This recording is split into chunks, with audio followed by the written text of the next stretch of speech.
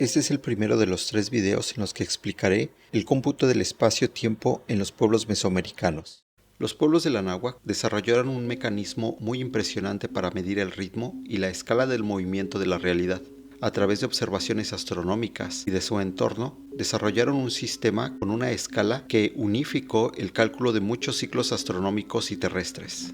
Sus observaciones y mediciones, que por cierto hicieron durante algunos milenios, les hizo poder cotejar diferentes ciclos astronómicos con los cambios cíclicos que se dan en nuestro planeta, estableciendo patrones numéricos para su medición y simbólicos para su explicación. Esto podríamos compararlo a la estadística, rama de las matemáticas que actualmente utilizamos en diferentes áreas de la vida en general para predecir, por ejemplo, el clima, ciclos económicos o los futuros efectos del calentamiento global.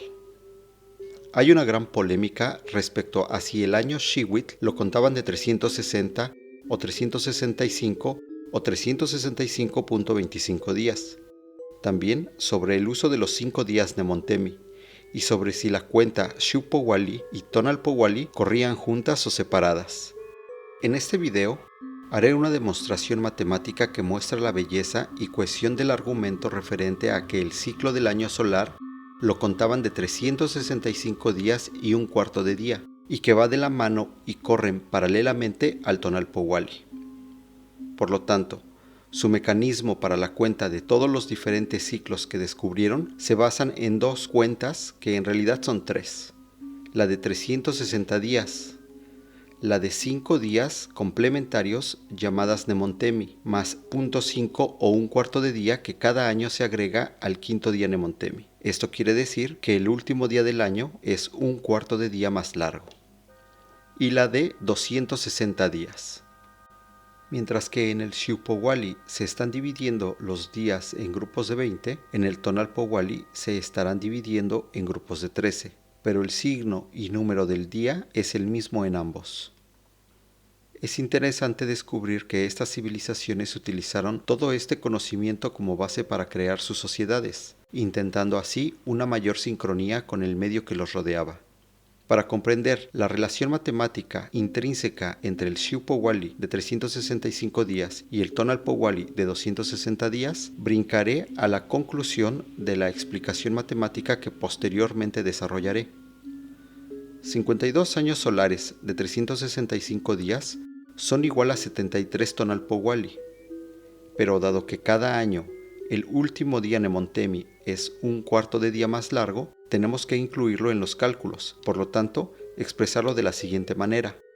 52 años solares de 365.25 días son iguales a 73 Tonalpohualli y 13 días. O sea, 360 más 5 más 0.25 por 52 es igual a 18.993 y 260 por 73 más 13 es igual a 18.993. 52 es el número de años que forman un atado.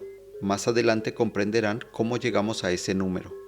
Entonces, la primera operación nos dice que 52 años de 365.25 días son igual a 18.993 días. En la segunda operación, 260 son el número de días de una cuenta Tonalpohualli. El 73 es el resultado de dividir 260 entre 52 años de 365 días. El 13 corresponde al cuarto de día o 0.25 de día agregado al último Nemontemi multiplicado por 52. Como una imagen dice más que 1000 números, veamos la representación visual de la conclusión a la que he llegado. Si dividimos 365 días entre 73, tenemos como resultado 5 días. Representado en una tabla, podríamos verlo así.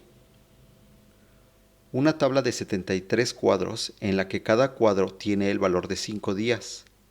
Después, si agarramos uno de estos 5 días y hacemos otra tabla en la que dividimos cada día en cuartos de día, nos dan 20 cuartos de día.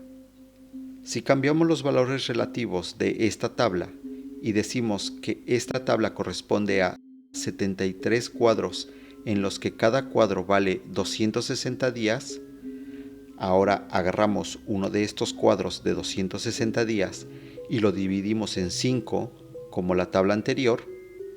Después cada cuadro lo dividimos en 4 partes, entonces nos da 20 grupos de 13 días.